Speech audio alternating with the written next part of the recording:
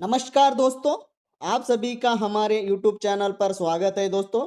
हम यहाँ पर टी जी टेट 2026 से जो है यहाँ पर एमसीक्यूज करवा रहे हैं टेट के लिए। यह जो एमसीक्यूज है सोशल स्टडीज से संबंधित है। सोशल स्टडीज से जो है एमसीक्यूज है।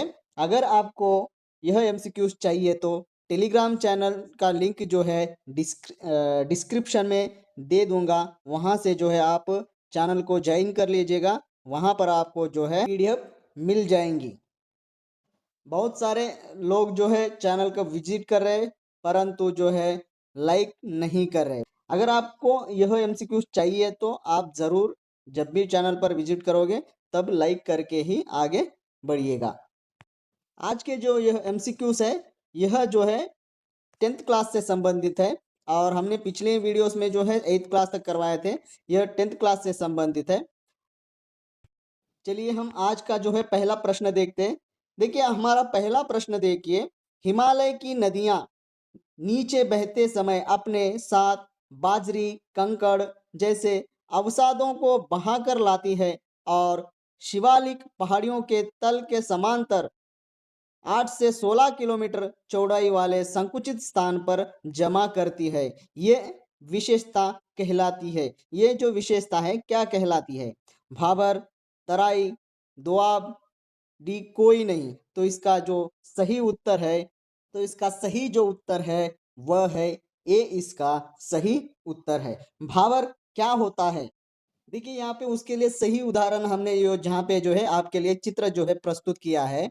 हिमालय, भाबर, ट्रायल ये सारे जो दिख रहे हैं उसी का उदाहरण है। जो प्रश्न आपने आज अभी देखा था उसका ये सही जो है आपको इस मैप के माध्यम से समझ में आ जाएगा। ओके, ये जो है कंकड़ है। यह जो कंकड़ है ये सारे यहाँ से हिमालय नदी की जो एक कंकड़ है कहाँ पे जाके तल में छिप जाते हैं? वह जो है शिवालिक के जो पर्वत है वह उसके तल के नीचे है जो बैठ जाते हैं। उसी का जो है ये उदाहरण है। देखने को आपको यहाँ पे देख सकते हैं, आप इसको समझ भी सकते हैं आप। ओके, चलिए आगे बढ़ते हैं। हम अगला प्रश्न देखते हैं। अगला प्रश्न देखिए हमारा, छोटी नदियां और धाराएं भाबर के माध्यम से भूमिगत बहती है। ओके, और कहीं कहीं पुनः प्रकट होती है और दलदली क्षेत्र में बदल जाती है, जिसे कहा जाता है। क्या कहा जाता है? तो ए तराई, बी भाबर, सी दोआब, डी कोई नहीं। तो इसका सही उत्तर क्या है? तो इसका जो सही उत्तर है वो है ये तराई जो है इसका सही उत्तर है। देखिए हर चीज के लिए जो है हम यहाँ पर उदाहरण के तौर पर चित्र प्रस्तुत करेंगे, ये ज्यादा संभव नहीं हो पाएगा, इसलिए मैं यहाँ पर आपको समझा दूंगा। आप जो है आपकी किताब में चित्र दिए हुए हैं उसे देखकर पढ़कर समझ लीजिएगा। ओके, चलिए अगला प्रश्न देखते हैं हम। अगला प्रश्न है, भाबर क्षेत्र कहाँ पाया जाता है? जो भाबर जो क्षेत्र है वह कहाँ पाया जाता है? ये समुद्र के तट पर, बी शिवालिक पहाड़ियों के तल पर, सी दक्कन पठार में, डी मरुस्थल में जमीन पर। ओके, मरुस्थल के जमीन पर, यहाँ पे मरुस्थल के जमीन पर। तो इसका सही उत्तर क्या होगा? तो इसका जो सही उत्तर होगा वो होगा बी शिवालिक पहाड़ियों के तल पर जो है ये भाबर क्षेत्र हमें देखने को मिलते हैं। ओके, चलिए अगला प्रश्न देखिए। अगला प्रश्न है, भाबर क्षेत्र की मुख्य विशेषता क्या है? ये बहुत उपजाऊ भूमि है, बी जल का सतह पर बहाव, सी छिद्र युक्त भूमि है, डी पर्वतीय क्षेत्र है। तो क्या है विशेषता? तो इसकी जो विशेषता मुख्य है वो है सी। इसका सही उत्तर है छिद्र युक्त भूमि। ओके, ये छिद्र युक्त भूमि क्या होती है वो हम यहाँ पे आपको दिखा देते हैं। तो छिद्र युक्त भूमि क्या होती है? तो यहाँ पर जमीन में जो है छोटे छोटे स्थान यानी खाली होता है, छिद्र होते हैं। उसके द्वारा वो क्या होता है, जब भी बारिश होती है ना वो जमीन के नीचे से पानी बह जाता है। ओके, उसके ऊपर से जब हम पानी डालते हैं ना, देखिए यहाँ पे ये उदाहरण आप देख सकते हैं और समझ सकते हैं इसे। ओके, इसे हम क्या कहते हैं? छिद्र युक्त भूमि कहते हैं। देखिए पानी जो है नहीं रुकता है। ओके, चलिए उदाहरण बताऊं तो समझे। यहाँ पे उदाहरण ये है कि जो रेत की जो मिट्टी है, रेत की मिट्टी या कंकड़ की जो मिट्टी होती है, ओके, जो मिट्टी होती है उस पर अगर आप पानी डालोगे, उस पर अगर आप पानी डालो दोगे तो पानी रुकेगा? नहीं रुकेगा, जो है अंदर चले जाएगा, नीचे की ओर जो है ढल यानी निकल जाएगा। उसे ही क्या कहते हैं हम, छिद्र युक्त कहते हैं। ओके, भाबर ही वैसी भूमि है, वैसा क्षेत्र है जहां पानी जो है नहीं रुकता है, नीचे की ओर निकल जाता है, उसे ही हम क्या कहते हैं, भाबर कहते हैं। शायद आपको समझ में आ गया हो। देखिए दोस्तों, आपको क्लास अच्छी लग रही है तो आप एक लाइक कर सकते हैं ताकि हमें मोटिवेशन मिले। बाकी के जो 10वीं कक्षा की पूरी जो है क्लासेस, पूरे जो चैप्टर्स है 10th के, वो भी हम करा सके, ऐसा आप हमें मोटिवेट करोगे तो ही हम जो है ये कर पाएंगे। नहीं तो हमें लगता है कि अरे शायद किसी को ये जरूरत नहीं है, हम खाली पीली हमारा समय जो है हम यहाँ पे व्यर्थ कर रहे हैं, ऐसा हमें लगता है। इसलिए जब भी आपको ये अच्छा लग रहा है तो जरूर जो है कमेंट कर दीजिएगा। ओके, या लाइक तो जरूर कर दीजिएगा। चलिए अगला प्रश्न देखिए, प्रायद्वीपीय पठार किस प्रकार की चट्टानों से बना है? ये पुराने स्फटिक चट्टानों से, बी ज्वालामुखीय से, सी कठोर और आग्नेय और रूपांतरित चट्टानों से, डी केवल बलाव पत्थर से। तो इसका सही उत्तर क्या है? तो इसका जो सही उत्तर है, यहाँ पर मैं आपके लिए कमेंट के लिए छोड़ दे रहा हूं, जरूर कमेंट कर दीजिएगा। इसके जो है दो उत्तर होते हैं, वह कौन से हमें जरूर बता दीजिएगा। ओके, चलिए अगला प्रश्न देखिए, भारतीय प्रायद्वीप पठार का दक्षिणी सिरा कहाँ है? ये कन्याकुमारी, बी कोलकाता, सी मुंबई, डी दिल्ली। तो इसका सही जो उत्तर है वह सही उत्तर क्या होगा? ये कन्याकुमारी जो है इसका सही उत्तर है। अगला प्रश्न देखिए, अगला प्रश्न है, प्रायद्वीपीय पठार के दो व्यापक भाग कौन से हैं? कौन से हैं वो दो व्यापक भाग? ए केंद्रीय उच्च भूमि यानी मालवा पठार, बी दूसरा दक्षिण पठार, सी केवल A B sorry D A और बी दोनों। तो इसका सही उत्तर क्या है? तो इसका जो सही उत्तर है वो है डी, ए और बी इसका सही उत्तर है। चलिए आगे बढ़ते हैं, अगला प्रश्न देखते हैं। अगला प्रश्न है, निम्न में से कौन सा प्रायद्वीपीय पठार के केंद्रीय उच्च भूमि का भाग है? तो ये कावेरी, बी मालवा पठार, सी सुंदरवन, डी थार मरुस्थल। तो इसका सही उत्तर क्या है? तो इसका जो सही उत्तर है वो है बी मालवा पठार। क्या है? बी मालवा पठार। चलिए आगे बढ़ते हैं, अगला प्रश्न, भाबर क्षेत्र में नदियां क्यों गायब हो जाती है? क्यों गायब हो जाती है नदियां? इससे पहले भाबर जो जमीन है उसके बारे में मैंने चित्र दिखाकर आपको एक्सप्लेन किया था, तो शायद आपको आसानी से आंसर भी आ जाएगा। तो ए बाष्पीकरण के कारण, बी छिद्रयुक्त होने के कारण, सी समुद्र में मिल जाने के कारण, डी पहाड़ों के कारण। तो इसका सही उत्तर क्या है? तो इसका सही उत्तर जो है बी इसका सही उत्तर है। छिद्रयुक्त क्षेत्र होता है इसलिए जो है नदियां जो है गायब हो जाती है। अगला प्रश्न, तराई क्षेत्र कृषि के लिए उपयुक्त क्यों है? कृषि के लिए उपयुक्त क्यों है? क्योंकि ए कम वर्षा होती है, बी पथरीली भूमि है, सी जल की उपलब्धता है, डी ऊंचाई अधिक है। तो इसका सही उत्तर क्या है? इसका सही जो उत्तर है वो है सी, जल की उपलब्धता के कारण जो है कृषि के लिए जो है तराई क्षेत्र जो है उपयुक्त है। ओके, अगला प्रश्न देखिए, यहाँ पे अगला प्रश्न है, भाबर तराई जैसे विषय को पढ़ाने के लिए सबसे उपयुक्त विधि कौन सी है? तो यहाँ पे पेडागोजी के संबंधित भी जो है प्रश्न हमने यहाँ पे दिए हैं। ओके, उसे भी आप समझ लीजिएगा। ओके, तो देखिए, ये व्याख्यान विधि, बी मानचित्र आधारित शिक्षण, सी रटने की विधि, डी जो है केवल पुस्तक अध्ययन। तो इसका जो सही उत्तर, ये जो आसान है तो इसका सही उत्तर आप दे दोगे, मुझे पता है, इसलिए यह भी जो है आपके लिए कमेंट में हम छोड़ देते हैं, जरूर कमेंट कीजिएगा। ओके, चलिए अगला प्रश्न देखते हैं, छात्रों को तराई क्षेत्र समझाने के लिए सबसे प्रभावी टीएलएम में क्या है? टीएलएम में क्या होता है? ए ब्लैक बोर्ड, बी चार्ट, सी उभारदार मानचित्र, डी जो है पुस्तक। तो इसका सही उत्तर जो है वो है सी, उभारदार मानचित्र जो है सबसे जो है प्रभावी होते हैं, यानी समझाने के लिए तराई क्षेत्रों के बारे में। अगला प्रश्न देखिए, अगला प्रश्न है, सामाजिक अध्ययन में मानचित्र कार्य का मुख्य उद्देश्य क्या है? ये समय बिताना, बी स्थानिक समझ की विकसित करना, सी चित्र बनाना, डी परीक्षा पास करना। तो इसका सही उत्तर जो है वो है बी, इसका सही उत्तर है। चलिए आगे बढ़ते हैं, अगला प्रश्न हम देखते हैं।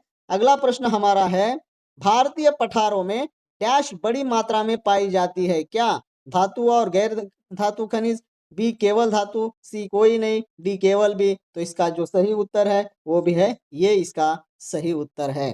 नर्मदा नदी के दक्षिण में फैले पठारी भाग को क्या कहा जाता है? जो भी पठारी भाग होता है उसे क्या कहा जाता है? ये मालवा पठार, बी छोटा नागपुर पठार, सी दक्कन का पठार, डी बुंदेलखंड पठार। तो इसका सही उत्तर क्या है? तो इसका जो सही उत्तर है वो है सी दक्कन का पठार कहा जाता है। तो पठार किसे कहते हैं वो कमेंट में हमें बता दीजिएगा। ओके, पठार क्या होते हैं? अगला प्रश्न देखिए, अगला प्रश्न है नर्मदा नदी के दक्षिण में फैले दक्कन पठार का आकार किस प्रकार होता है? किस प्रकार का है? ये वृत्ताकार है, बी त्रिकोणीय है, सी आयतकार है, डी अंडाकार है। तो इसका सही उत्तर क्या है? तो इसका जो सही उत्तर है वो है बी त्रिकोणीय होता है। नर्मदा नदी के दक्षिण में जो फैले हुए पठार है, दक्कन पठार जो है उसके आकार जो है त्रिकोणीय होती है। तो इसलिए इसका सही उत्तर जो है बी हो जाता है। अगला प्रश्न, सतपुड़ा पर्वत श्रेणी किसका निर्माण करती है? ये दक्षिण पठार का दक्षिणी किनारा, बी दक्षिण पठार का उत्तरी किनारा, सी पूर्वी घाट का किनारा, डी पश्चिमी घाट का किनारा। तो इसके जो है दो उत्तर है, वो भी जो है आपको बताना चाहिए, मैं ये बता दूं तो आप ही जो है इसका सही उत्तर हमें बता दीजिएगा। ओके, चलिए आगे बढ़ते हैं, अगला प्रश्न देखते हैं हम। अगला प्रश्न है छोटा नागपुर पठार किसके लिए प्रसिद्ध है? ये वन संपदा के लिए, बी खनिज संसाधन के लिए, सी कृषि के लिए, डी जल प्रपात के लिए। तो इसका सही उत्तर क्या है? तो इसका सही उत्तर जो है बी खनिज संसाधन के लिए जो है छोटा नागपुर पठार जो है प्रसिद्ध है। ओके, प्रायद्वीपीय पठार पश्चिम घाट किस तट के समांतर फैले हुए हैं? जो पश्चिमी घाट है वो किस तट के समांतर फैले हुए? ये पूर्वी तट, बी पश्चिमी तट, सी उत्तरी तट, डी दक्षिणी तट। तो इसका सही उत्तर बता दीजिएगा, और ये कहाँ से हमने प्रश्न बनाया वो भी आप आपकी किताब में जो है देख लीजिएगा। चलिए आगे बढ़ते, अगला प्रश्न देखिए। अगला प्रश्न है निम्न में से कौन सा प्रायद्वीपीय पठार पश्चिमी घाट का एक भाग है? तो कौन सा है? ये अरावली, बी नीलगिरी, सी विंध्य, डी सतपुड़ा। तो इसका सही उत्तर जो है वो है बी नीलगिरी, इसका सही उत्तर है। अगला प्रश्न देखिए, प्रायद्वीपीय पठार के पश्चिमी घाट का विस्तार लगभग कितना है? तो इसका जो विस्तार है कितना है पश्चिमी घाट का? तो देखिए ये 800 किलोमीटर, बी 1000 किलोमीटर, सी 1600 किलोमीटर, डी है 2000 किलोमीटर। तो इसका सही उत्तर क्या है? यह तथ्यात्मक प्रश्न है, इसलिए मैं ये भी जो है प्रश्न आपको कमेंट के लिए छोड़ दे रहा हूं। अगला प्रश्न देखते हैं। अगला प्रश्न है नीलगिरी पर्वत कहाँ स्थित है? जो नीलगिरी पर्वत है वह कहाँ पर स्थित है? ये उत्तर भारत, बी पश्चिमी घाट में, सी पूर्वी घाट में, डी हिमालय में। तो इसका सही जो उत्तर है वो है पश्चिमी घाट में जो है हमें नीलगिरी पर्वत देखने को मिलता है। और ये पश्चिमी घाट जो है किस राज्य में आता है वो हमें कमेंट में बता दीजिएगा। इस तरह से भी प्रश्न बन सकता है। ओके, अगला प्रश्न देखिए, प्रायद्वीपीय पठार क्षेत्र की नदियों की विशेषता क्या है? जो प्रायद्वीपीय पठार क्षेत्र है उनकी नदियों की क्या विशेषता है? वो बारहमासी होती है, बी मौसमी होती है, सी हिमनद से निकलती है, डी बहुत गहरी होती है। तो इसका जो सही उत्तर है वो है बी मौसमी होती है। मौसम के अनुसार जो है वो नदियां जो है पानी बहता है नदी में। ओके, वो बारहमासी नदी नहीं होती है। चलिए आगे बढ़ते हैं, अगला प्रश्न देखते हैं। अगला प्रश्न है हमारा, गंगा के मैदान की तुलना में पठारी क्षेत्र कैसा है? तो ये अधिक उपजाऊ, बी अधिक वर्षा वाला, सी शुष्क और कम उपजाऊ, डी अत्यधिक ठंडा। तो इसका जो सही उत्तर है वह है सी शुष्क और कम उपजाऊ। किसकी तुलना में? गंगा के मैदान की तुलना में। ओके, तो चलिए अगला प्रश्न, पूर्वी घाट और पश्चिमी घाट के संबंध में सही कथन कौन सा है? ये दोनों समान ऊंचाई के हैं, बी पूर्वी घाट अधिक ऊंचे हैं, सी पश्चिमी घाट अधिक ऊंचे हैं, डी दोनों बहुत छोटे हैं। तो इसका सही उत्तर क्या है? तो इसका जो सही उत्तर है वो है सी पश्चिमी घाट अधिक ऊंचे है। अगला प्रश्न देखिए, अगला प्रश्न है दक्कन पठार का ढलान किस दिशा में है? ये पूर्व से पश्चिम, बी पश्चिम से पूर्व, सी उत्तर से दक्षिण, डी दक्षिण से उत्तर। तो इसका सही उत्तर क्या है? तो इसका जो सही उत्तर है वो है पश्चिम से पूर्व की ओर जो है उसका ढलान जो है उसकी दिशा है ढलान की। ओके, चलिए अगला आगे बढ़ते हैं। अगला प्रश्न, सामाजिक अध्ययन शिक्षण में मानचित्र का मुख्य उद्देश्य क्या है? जब भी आप सामाजिक अध्ययन शिक्षण करते हो तब मानचित्र का क्या उद्देश्य होता है? तो ये छात्रों का मनोरंजन करना होता है सॉरी चित्र के माध्यम से। बी, स्थानिक ज्ञान विकसित करना होता है। सी, केवल परीक्षा पास करना है। डी, चित्र बनाना सीखना है। तो इसका जो सही उत्तर है वह है कौन सा? बी जो इसका सही उत्तर है। ओके, सही उत्तर बी है, स्थानिक ज्ञान का यानी ज्ञान विकसित करना।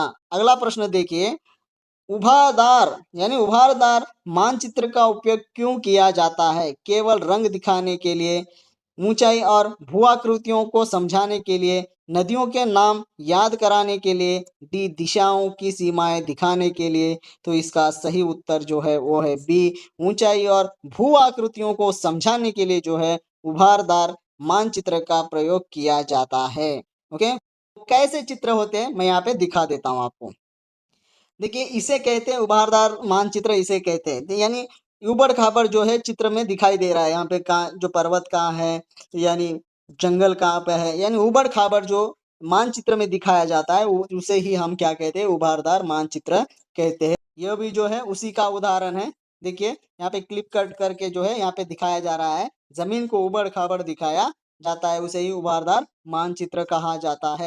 इस चित्र से आपको सारी क्लैरिटी आ जाएगी। देखिए यहाँ पे जो यहाँ पे बर्फ दिखाई दे रहा है, देखिए यहाँ पे ऊबड़ खाबड़ जो दिखाई दे रहे हैं पर्वत वगैरह जो है, ये ऊबड़ खाबड़ जो दिखाई दे रहा है जमीन, उसे ही क्या कहते हैं हम? ऊबड़ खाबड़ मानचित्र इसके लिए कहते हैं। हमको शायद ये इसे देखने के बाद पता चल गया होगा। ओके, चलिए अगला प्रश्न देखिए। अगला प्रश्न है हमारा, सामाजिक अध्ययन में फील्ड ट्रिप का मुख्य लाभ क्या होता है? ये समय व्यर्थ करना होता है। बी, वास्तविक अनुभव प्रदान करना होता है। सी, केवल मनोरंजन के लिए। डी, लेखन का अभ्यास करने के लिए जो है वो फील्ड ट्रिप किया जाता है। तो इसका लाभ क्या है? ये जो सही उत्तर है वो है बी, इसका सही उत्तर है। ओके, चलिए आज का हमारा जो है आखिरी प्रश्न इस क्लास से संबंधित, सामाजिक अध्ययन शिक्षण में चार्ट, मॉडल, मानचित्र का उपयोग किस प्रकार की सामग्री में आता है?